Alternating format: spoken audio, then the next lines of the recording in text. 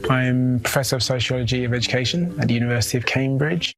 I learned to speak just before the age of 12, so I was 11. I learned to read and write when I was 18 years of age. Those milestones became quite significant. 12 years after learning to read and write, I gained a PhD.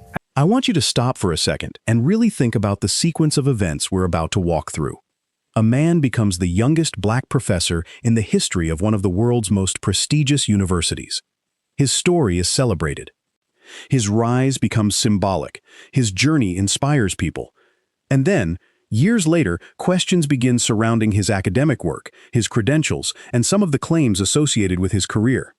The scrutiny gets bigger. Cambridge announces an investigation. He resigns. And just days later, Jason Arday is found dead inside his home in South London. He's 41 years old. Police say his death was unexpected, but not believed to be suspicious. And that distinction is incredibly important. Because tonight, we're not going to manufacture a murder mystery where investigators have not said one exists. We're not going to tell you somebody killed Jason Arday. We don't know that. We're not going to tell you the controversy caused his death. We don't know that either. But we are going to examine something that is very real: the extraordinary rise of Jason Arday. The allegations that eventually surrounded him, his resignation from Cambridge, the intense public reaction, his family's account of what he experienced, the university's response. And now, a brand new development involving one of the academics who publicly raised allegations against him. Because today, Nathan Cofnas has been suspended by Ghent University in Belgium and says he is under investigation for discrimination. Reuters reports that Cofnas announced the suspension himself. Now, let me be extremely clear. Cofnas being suspended does not prove that his allegations against Jason Arday were false. It does not prove that every criticism of Arday was wrong. And it certainly does not prove that Cofnas had anything to do with Arday's death. Those are separate questions. But the development is significant enough that we have to talk about it. So before I give you my take, I want you to hear the story for yourself. We're going to look at Jason's rise, the controversy, the allegations, his resignation, his death, his family's response, the reaction that followed, and this newest development involving Nathan Cofnas. Watch these clips carefully. Pay attention to what is confirmed. Pay attention to what is alleged. And pay attention to what remains unknown. Because when these clips are finished, I'm coming back here at the Black Docket, and we're going to break this entire thing down. Let's get into it. I'm Professor of Sociology of Education at the University of Cambridge. 3 years ago, Jason Arday became the youngest ever black professor appointed at Cambridge University, an 800-year-old institution. Professor Jason Arday joins us now. He was interviewed about the achievement on CBS News. If I'm being absolutely candid and honest, not many teachers at school had any belief in me. Now Arday has fallen from grace, accused of plagiarizing some of his academic writing and lying about claims he ran 600 miles in 6 days to raise money for charity. The scandal's front-page news here in the UK, and the former Professor of Sociology of Education has now resigned, saying in a statement that it should not be mistaken for an acceptance of the narratives that have surrounded him. Cambridge University says it's launched an investigation.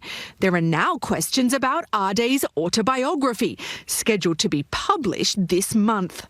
Holly Williams, CBS News, London. Take a look. Welcome back. A wild story from across the pond. Cambridge professor Jason Arday, who critics have described as the face of DEI, resigned last week amid allegations of plagiarism and discrepancies in his academic record. The allegations, portions of his PhD thesis, were plagiarized. His resume listed roles, and universities say he never held those roles. He claimed to run 30 marathons in 35 days, and more than £5.5 million were raised for charity. It's a remarkable resume, if the claims were true. He also made this claim. I learned to speak just before the age of 12, so I was 11. I learned to read and write when I was 18 years of age. Those milestones became quite significant. 12 years after learning to read and write, I gained a PhD, and then I ended up becoming one of the youngest professorial chairs in Cambridge's history. But there's an irony here. Arday himself once argued, merit is overrated. Meritocracy is it's great in theory, but in actual practice, it falls time and time and time again, because meritocracy in itself is not equal. There is no equity in meritocracy. Only a small proportion or certain group of people from society benefit from meritocracy. He's dead. I've just seen the news that Jason Arday has died. This is a man who has been, to my mind, directly killed by racism in this country. And to my mind, there is no other way of seeing it. I know many out there can't see it and won't see it, but a man is dead in this country, in the United Kingdom, because of overt racism. When is the media going to stop? When is the British press going to learn that their actions have consequences? In this case, a man is dead. A 41-year-old man is dead. His white counterparts, other academics, nobody has faced the level of scrutiny that he has faced for similar accusations. You know, the list is endless. I don't need to go into that in this video. It's been well documented by other people. A man is dead today because of racism in this country. I've spoken about this in previous videos, but it's a terrifying position that we find ourselves in. A Black professor who was the subject of a multi-year harassment campaign was found dead in his home. Let's get into it. Jason Arday, just 41 years old, was discovered at his South London home this afternoon. And at the time of this video, the police say his death is unexpected, but not suspicious. Now, his family immediately pointed to the ruthless and targeted harassment campaign that he has been dealing with since his historic appointment. They said that he was, quote, subjected to a campaign of sustained abuse, end quote, by detractors who, quote, would leave no stone unturned in their quest to undermine him, end quote. Now, they described him as a gentle, brilliant man who was simply too kind-hearted to withstand the torrent of misinformation, and the family is pleading with people to finally leave them in peace after years of relentless harassment. Now, Professor Arday's story was one of the most inspiring stories in modern British academia. Now, he was a child who was nonverbal until 11 and illiterate until 18, and he defied every expectation to become Cambridge University's youngest ever Black professor in 2023. Yet, instead of celebrating this, a mob of critics hounded him over unproven plagiarism claims and petty questions about his personal biography. Understand that a formal investigation by Liverpool John Moores University had already thoroughly examined and rejected the plagiarism accusations, fully upholding his PhD, but that didn't matter to his bullies who dug into his charity work and achievements for a purpose that had little to do with so-called academic integrity and everything to do with tearing down a Black man who dared to be in the position that he was. Now, when Cambridge bowed to public pressure and announced an internal inquiry based on vague new information, Professor Arday resigned, and he was heartbroken and stated that the relentless accusations, speculation, and public commentary had already taken an unbearable toll on him. And rather than standing behind him, the university's leadership wavered and threw him under the bus. I want to say that today is a vigil. A day is a vigil, and I want to thank you for joining us tonight. It's here to remember Professor Jason Arday. We are here to honour Jason's life and his legacy and stand together, united against racism that he faced. This is not a demonstration. No. This is a vigil. Yes. And I promised Simon, his brother, that we would make sure that this is an event that no one can forget and that his brother would be properly honoured. And the family would like that to be taken today. I understand we're angry, we're distraught, but we have to remember why we're here. So my name is Wayman Bennett. I'm the joint convener for Stand Up to Racism. This vigil has been organised by lots of people, and they're going to come up and speak for themselves. But I do want to say just one short thing. We have to make sure that in honouring someone, remember that the reason why we have to do it is because parts of the press did not respect life. Parts of the press did not respect the right that we're just as intelligent as everybody else. And we will never surrender what our ancestors fought for, what our civil rights people fought for. And the best way to honour Jason is to make sure when they tell us the words DEI, we say it's diversity, we say it's inclusion, and we say it's equality. And anybody that attacks that is arguing for division, inequality, and non-inclusion. And they should not be allowed to dominate. Good evening, everyone. I stand before you on behalf of Unison in my capacity as a National Race Equality Officer. But I also stand here as someone who knew Jason personally. And that is why today is incredibly difficult. There will be many tributes to Professor Jason Arday. There will be many words written about his extraordinary academic achievements, his contribution to race equality and his scholarship, and the doors that he opened. But before we begin with that, we would ask that we observe 1 minute's silence. And that will start now.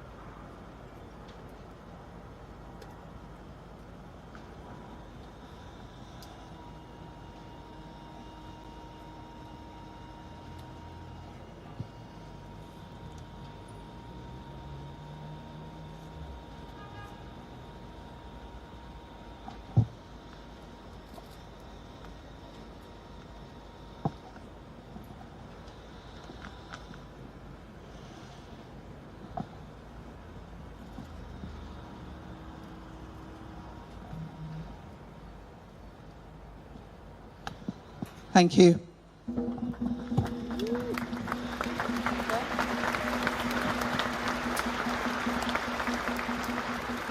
I'd now like to introduce Belle Ramiri, AD MP.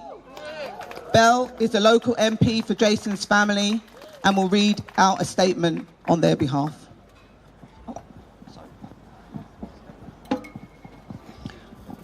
Thank you. We will read the statement from the family as the last word. I want to start by thanking all of you for being here tonight. As you've heard, I stand here as the Member of Parliament for the Arday family and somebody who knew Jason. They are my constituents, and in recent days, I've spoken with representatives of their family, and the family will take the time in the coming weeks to speak for themselves in their own time. I speak as their MP, as someone who knew Jason, and as someone who cares about how we hold them right now. I'm going to look around you and look at how many people have come tonight and how many people have commented over the past few weeks. That tells you what Jason meant. He held doors open behind him, he kept them open, and thousands of us walked through. That is why this place is full tonight. And I know that all of you are grieving. I know there are many people that aren't even here that are grieving, and they deeply feel what has happened. But I need to ask something of all of you as someone who represents the family as their Member of Parliament, and I ask it gently.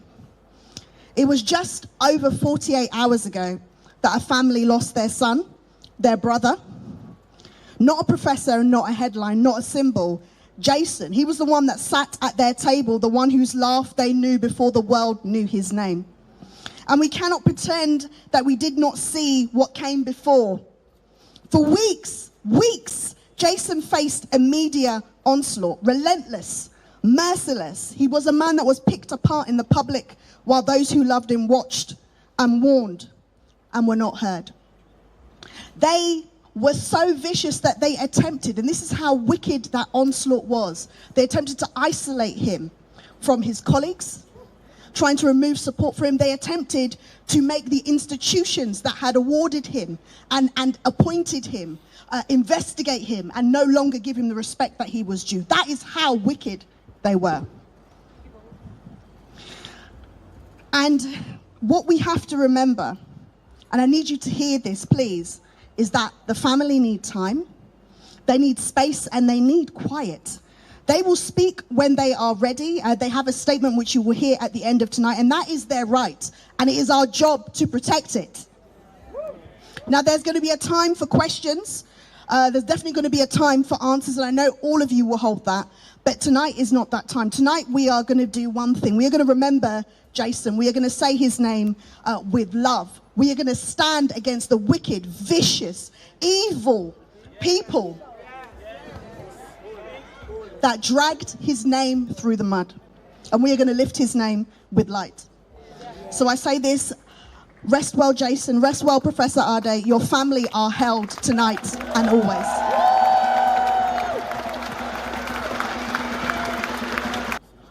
Some of you who are close to Jason know, along with a handful of brothers and sisters, some that are here, I was with Jason days ago.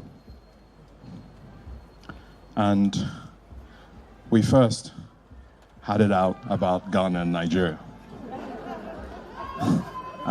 And I said, look, let's just claim you. There's more people in Lagos than the whole of Ghana. Let's claim you.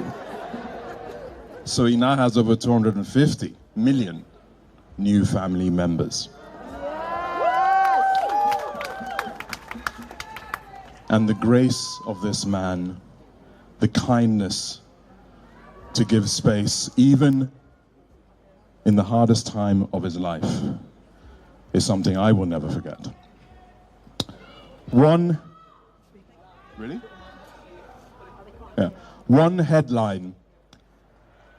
headline said, Professor Arday is a gift that keeps giving. The legacy media crossed every line in the treatment of Jason. They were gleefully enjoying racialized harassment, which was started by an unapologetic ethno-supremacist.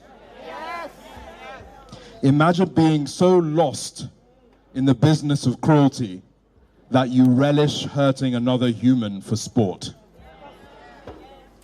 with your own poison pen. Imagine an industry that rewards those that hold this pen for how cruel they can be. We all witnessed, all of us, a serious crime, and it's important that I use the word crime today.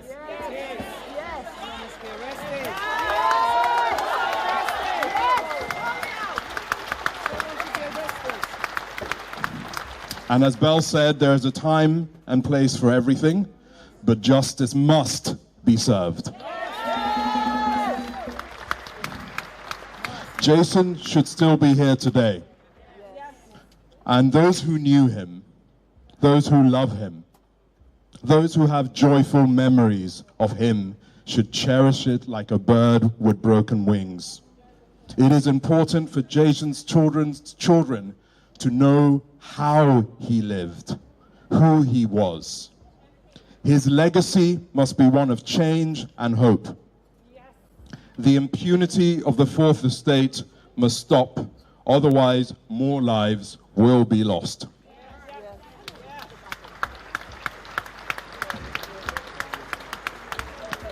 In the last 48 hours, these papers have been deleting social media posts and articles without shame, showing their culpability in plain sight.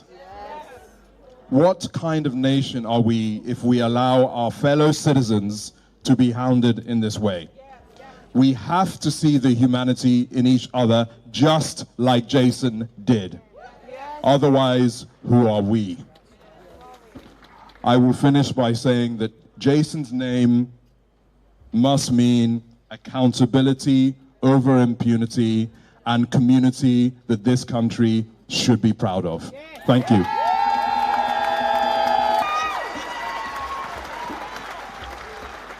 I am here today to honor Professor Jason Arday. And I want in particular to talk about the role that I believe the vicious media campaign drove him to his death. Yes. I was with Professor Arday just a week ago. He was always a lovely, kind, and brilliant man. Yes. But you felt a week ago that the vicious campaign against him was beginning to get to him.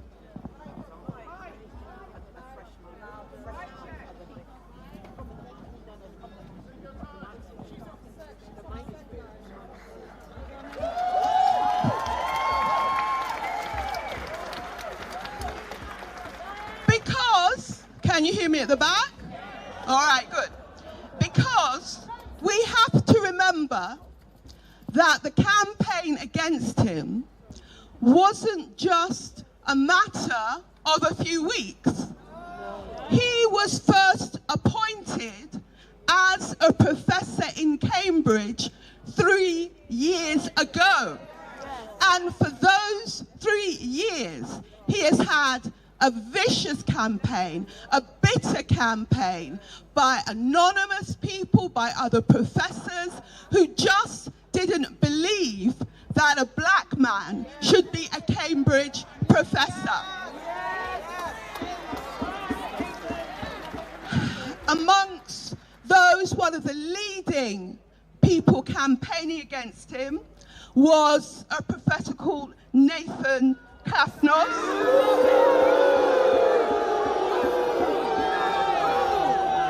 He calls himself a race realist. He was dismissed by Emmanuel College because of his racism, and he insisted, he campaigned over 3 years against evil.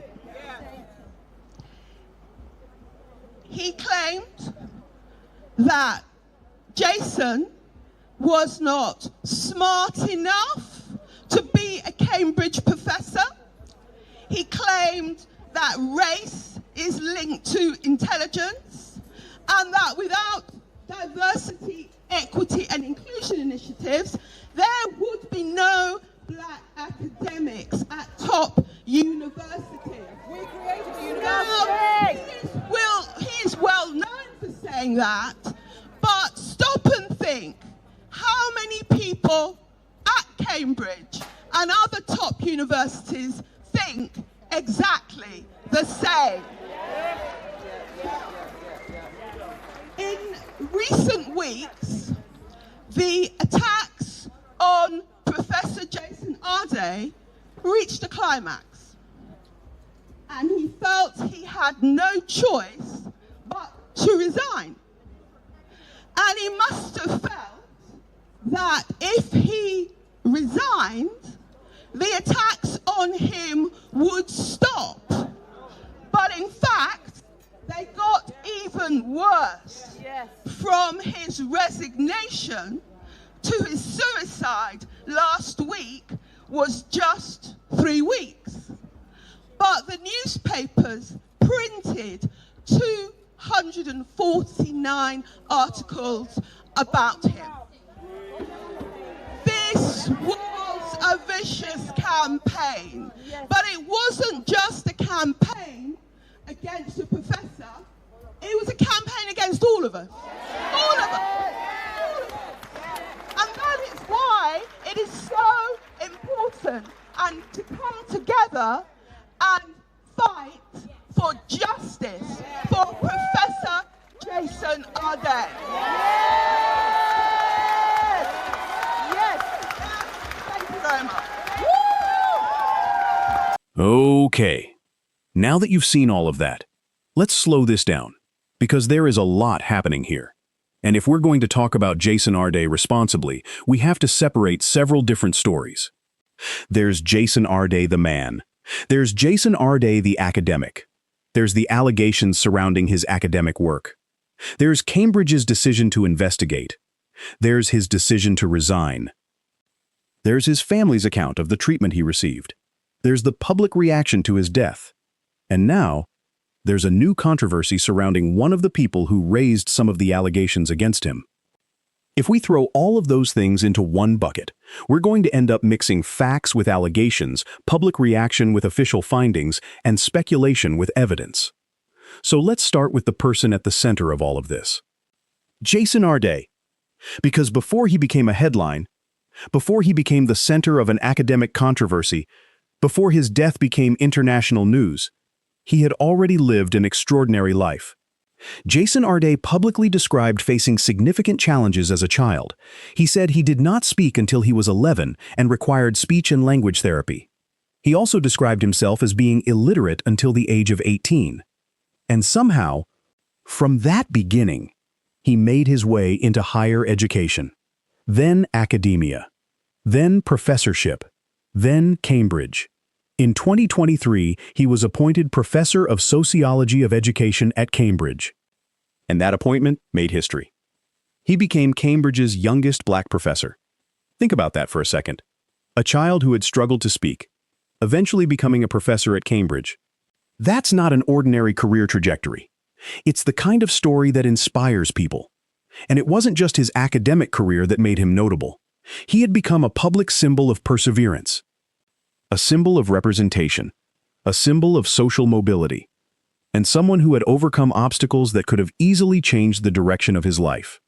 He even carried the Olympic torch during the 2012 London Olympics. But eventually, the story surrounding Jason Arday began to change.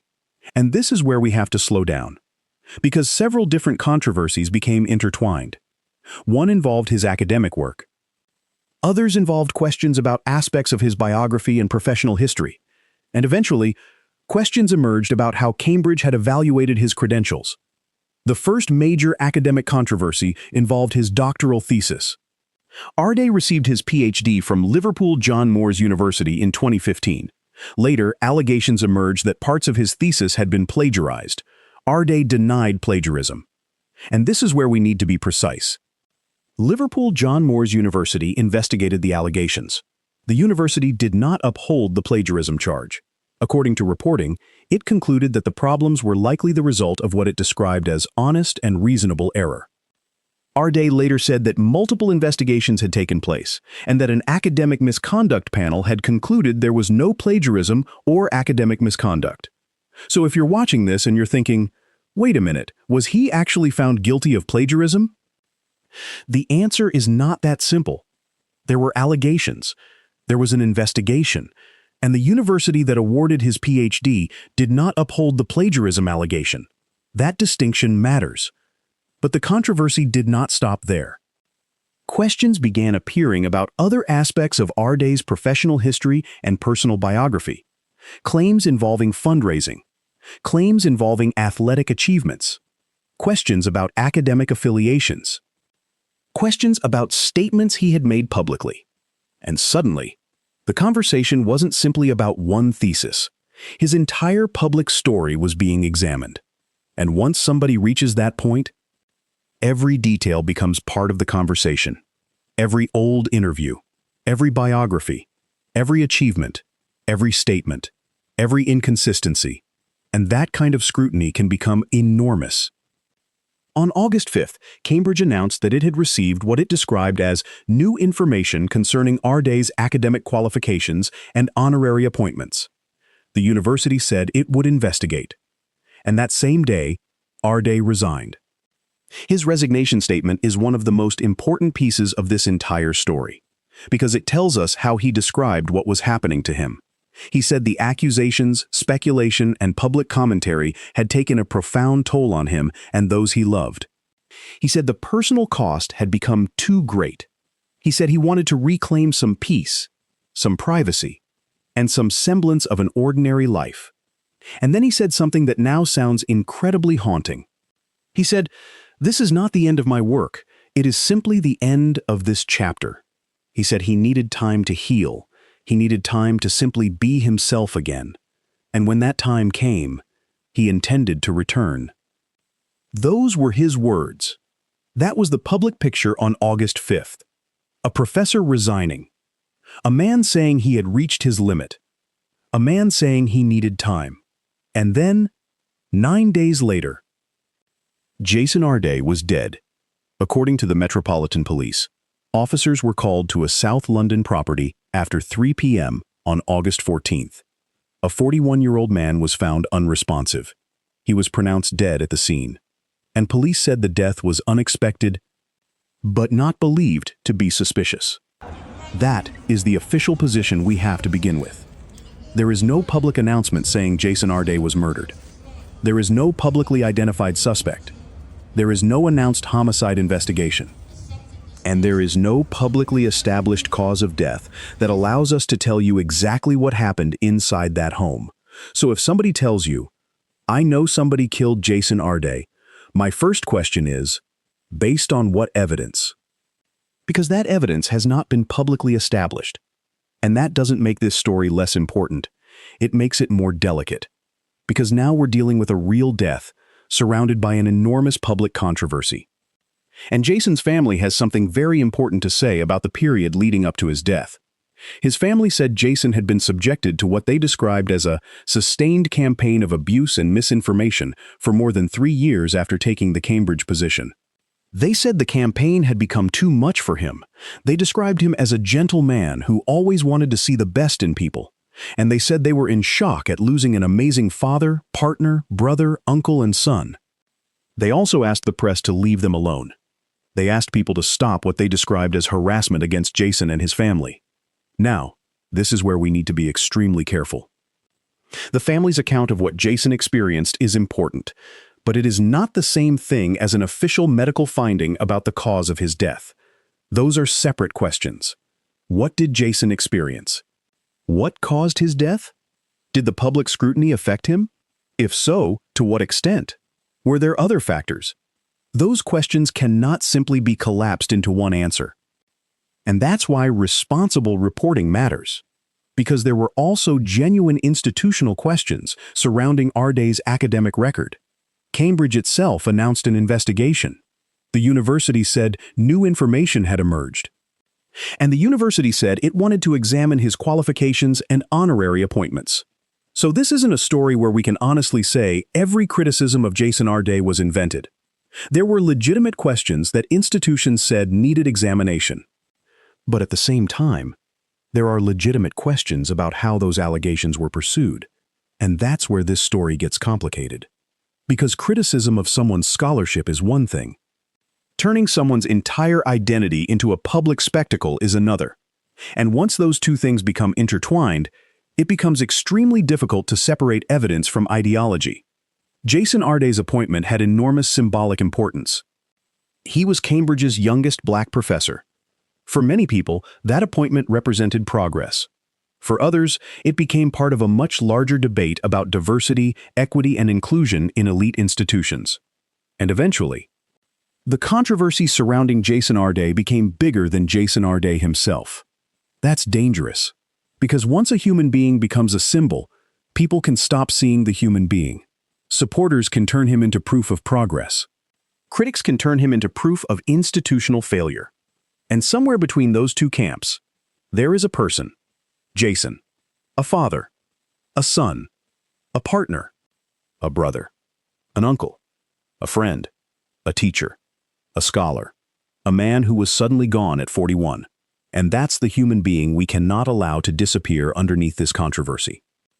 Now let's talk about Cambridge. Because the university's position evolved, Cambridge initially defended Arday amid the scrutiny. But as more questions emerged, the university announced an investigation. The university also launched a review of how senior academic appointments were vetted after criticism over the episode.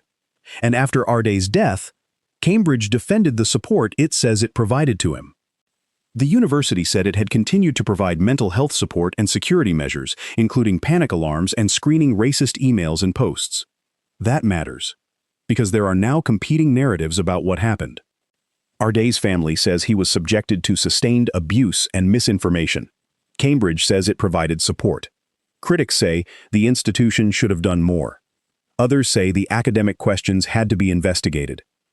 And somewhere in the middle is the truth. Now ask yourself, can an institution investigate serious academic allegations while also protecting the well-being of the person being investigated? I believe it should. Those responsibilities don't cancel each other out. Academic integrity matters. So does human dignity. The question is whether institutions can protect both at the same time. And that may become one of the biggest questions left behind by this entire episode. Now, we have to talk about Nathan Cofnas, because this is where today's newest development enters the story. Cofnas was one of the academics who publicly raised allegations concerning Arday's academic work. And today, Reuters reports that Cofnas has been suspended by Ghent University in Belgium and says he is under investigation for discrimination. Cofnas himself announced that he had been suspended. Ghent University has begun a preliminary disciplinary process, and the university has emphasized its commitment to academic freedom within responsible limits while taking the matter seriously. Now listen carefully. This does not mean Cofnas was wrong about Arday. It does not mean every allegation against Arday was false. It does not mean Arday was completely cleared of every issue. And it absolutely does not mean Cofnas caused Jason Arday's death. We don't have evidence for those conclusions. What it means is something much narrower and much more factual. The academic who became one of the public figures raising concerns about Jason Arday is now himself facing disciplinary scrutiny at his university. That's the development. And that's enough. We don't need to exaggerate it. We don't need to turn it into revenge. We don't need to pretend it solves the mystery of Jason Arday's death. It doesn't. But it does add another layer to an already extraordinary story. Because now, the people who were publicly challenging Jason's academic record are themselves becoming part of the continuing story. And that's something we'll have to watch. Now look at what's happened since Jason's death. People have gathered. Tributes have poured in. A vigil was held in London, with tens of thousands reportedly attending. People have criticized the intensity of the media scrutiny. Some have called for an inquiry into how the story was reported. Cambridge's chancellor has condemned what he described as a racist feeding frenzy, and the debate has become enormous. But once again, we need to distinguish between a political or social argument and an official finding. People are allowed to believe the scrutiny went too far. People are allowed to believe the allegations deserved investigation. People are allowed to criticize the media. People are allowed to criticize Cambridge. But none of those opinions, by themselves, establish the cause of Jason Arday's death. That remains a separate question. Now, let's go back to the timeline. August 5, Jason Arday resigns from Cambridge. He says, the relentless accusations and public commentary have taken a profound toll. He says he wants peace. He says he needs time to heal. August 14th, police are called to his home. A 41-year-old man is pronounced dead.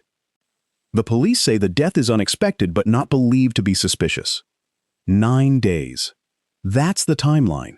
And naturally, people are going to ask questions about those 9 days. What was Jason doing? Who was he speaking to? How was he coping? Was he with family? Was he working? Was he preparing for the next stage of his life? What was happening privately? Those are understandable questions. But there is also a point where public curiosity has to respect private grief. We don't automatically have a right to every private detail simply because somebody became famous, especially after their death. And that's another lesson in this story. Public interest doesn't mean unlimited access to someone's private life. Now, there's another detail that makes the timing particularly painful. Jason had written a memoir, Great and Unfortunate Things. a book documenting his life and experiences. And now that book is arriving in the shadow of his death. A story about a man who had spent his life overcoming obstacles is suddenly being read differently because the man who wrote it is gone. And that creates another uncomfortable question. How do we remember somebody when the final chapter threatens to overshadow everything that came before it? Because if you only know Jason Arday from the last few weeks, you know the controversy. You don't know the entire man. You don't know the child who struggled to speak. You don't know the young man who pursued education. You don't know the scholar who built an academic career. You don't know the professor. You don't know the Olympic torchbearer. You don't know the teacher. You don't know the father. You don't know the partner. You don't know the brother. You know the headline. And that's not enough. And that's not enough. Now, does that mean we ignore the allegations? Absolutely not. If there were academic integrity concerns, they deserved investigation. If Cambridge's vetting process failed, that deserves examination. If claims were inaccurate, those claims should be corrected. If allegations were false or exaggerated, that should also be established. Truth doesn't require us to choose between defending Jason's dignity and investigating legitimate questions. We can do both. In fact, we should. Because truth should be more important than the team you're on. And that's the biggest lesson I take from this case. We live in a time where reputations can be destroyed incredibly quickly. One post becomes a headline. The headline becomes a video. The video becomes another post. Then thousands of people form an opinion about somebody they've never met. And by the time a correction arrives, the damage may already be done. That doesn't mean criticism should stop. It means criticism needs evidence. If you're going to accuse someone of plagiarism, show the evidence. If you're going to question someone's credentials, document the discrepancy. If you're going to challenge someone's biography, verify the claim. And if you're going to publish something about a living human being, remember there's an actual person on the other side of the screen. Jason Arday's story makes that painfully relevant. Because now he can't respond. He can't give another interview. He can't explain another allegation. He can't correct another headline.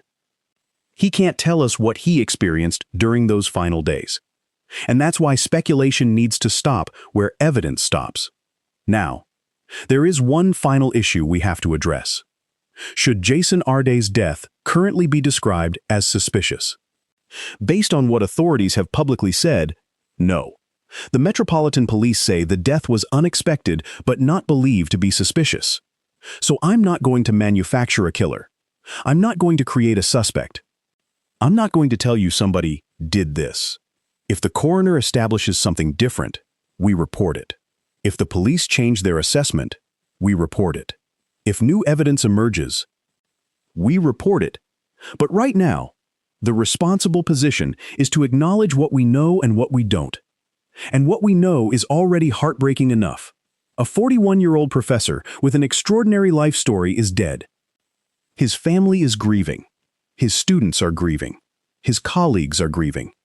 And the public is now debating the circumstances surrounding the final chapter of his life. That alone deserves care. Now, I want to talk about the phrase, youngest black professor, because I don't think that should be reduced to a statistic. For many black people watching this story, Jason's appointment represented something. Elite institutions like Cambridge have historically been places where representation matters enormously. Seeing a black scholar reach that level can mean something to an entire generation. That's why his rise was celebrated. But there's also a danger when one person's career becomes a symbol for an entire political argument. Because once you turn a human being into a symbol, people can stop seeing the human being. Supporters can turn him into proof of progress. Critics can turn him into proof of institutional failure. And somewhere between those two camps, there is a person, Jason. That's why this story has to remain centered on him. Not just the politics. Not just the allegations. Not just Cambridge. Him. Now let's think about what happens next. There are still unanswered questions about his death. The coroner's process will matter.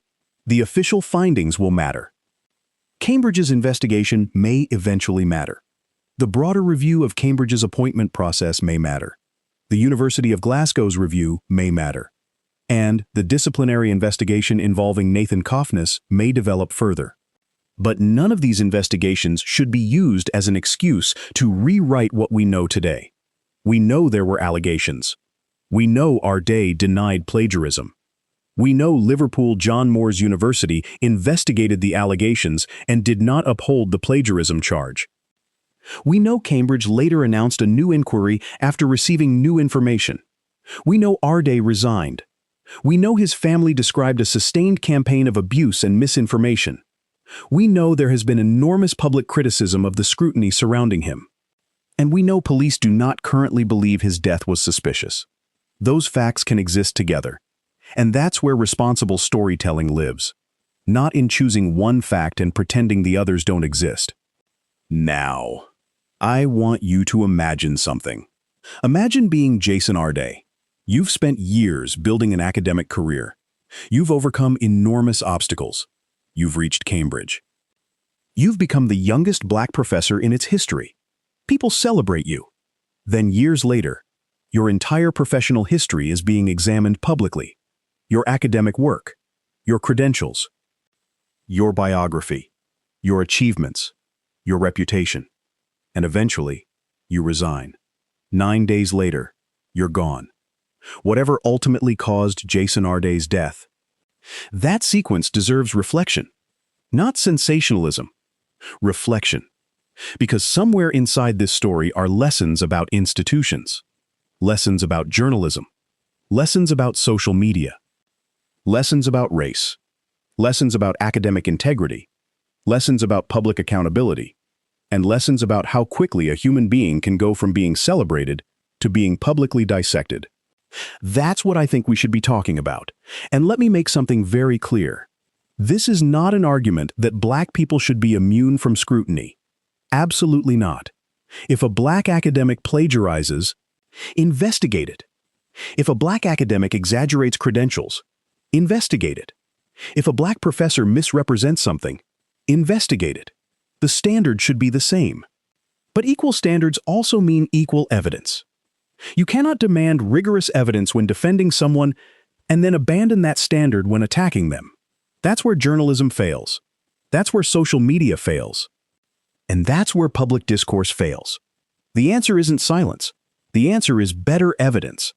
And maybe that's the question Jason Arday's story leaves behind. Can we demand accountability? Without destroying the person we're scrutinizing? Can we investigate allegations without turning somebody into entertainment? Can we question institutions without turning every disagreement into a political war? And can we remember that behind every headline, there is a human being? Now, there's one final thing I want you to remember about Jason Arday. Before Cambridge, before the controversy, before the allegations, before the headlines, there was a child who struggled to speak. There was a young man who pursued education despite enormous challenges. There was a scholar who earned a doctorate. There was a professor who taught students. There was a man who carried the Olympic torch. There was a father. There was a partner. There was a son. There was a brother. There was an uncle. And there was a human being whose life cannot be reduced to the controversy that surrounded his final weeks. Whatever the investigations eventually establish, that should never be forgotten. So tonight, I'm leaving you with questions. Not accusations, questions. What exactly happened during the final days of Jason Arday's life? What will the coroner ultimately determine about his death? What will Cambridge's investigation ultimately establish? What will the wider review of Cambridge's vetting process find? What happens next with the disciplinary investigation involving Nathan Cofnas? Were all the allegations against Jason supported by evidence?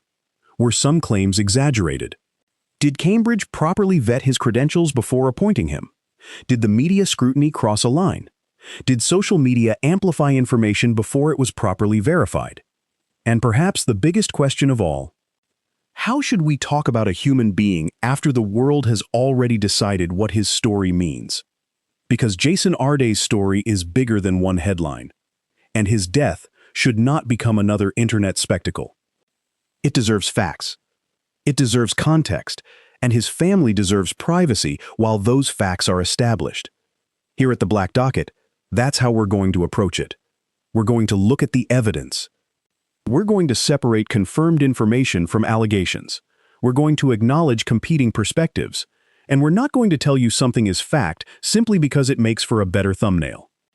Because sometimes the most responsible thing a true crime channel can say is, "We don't know yet." And that's where we are with some of the biggest questions surrounding Jason Arday's death. We know he is gone. We know his family is devastated. We know his professional life entered an extraordinary period of scrutiny. We know he resigned from Cambridge on August 5th, and we know he died 9 days later. But we do not yet have every answer. And until those answers come, we should be very careful about filling the silence with our own. Now I want to hear from you. Where are you watching from?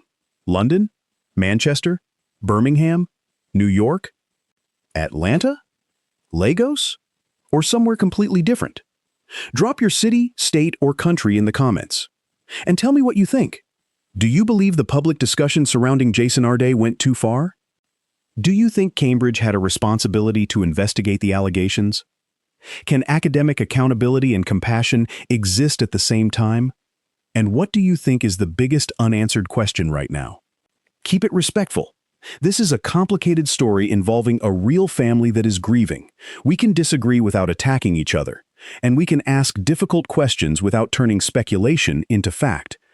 If you want us to continue following this story as new information emerges, make sure you're subscribed to the Black Docket. Turn on those notifications and hit that like button, because this story is still developing. And when the official findings come, we'll be here to examine them, not with a predetermined conclusion, but with the evidence. Jason Arday's life was extraordinary. His final chapter was complicated. And his death has left behind questions that deserve answers. May his family have the space and privacy to grieve, and may the truth, whatever it ultimately is, be established carefully. This is the Black Docket. I'll see you in the next one.